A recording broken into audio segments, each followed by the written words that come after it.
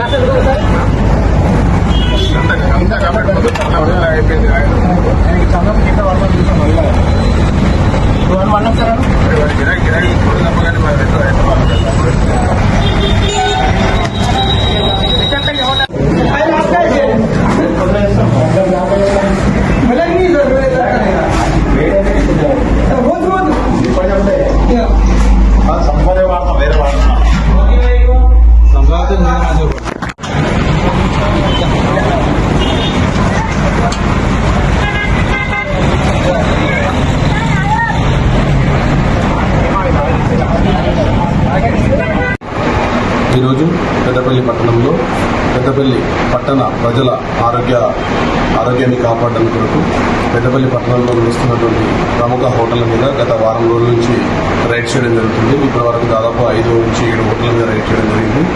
ఏదైతే ఆరోగ్యానికి హానికరమైనటువంటి మన ఈ యొక్క ఆహార పదార్థాలు వినియోగిస్తున్నారో ఖరాబ్ అయినవి కానీ లేకుంటే నోవు ఉంచినవి కానీ ఆహార పదార్థాలను సీజ్ చేసి దాన్ని సైంటిఫిక్గా దాన్ని డిస్పోజ్ చేయడం జరిగింది.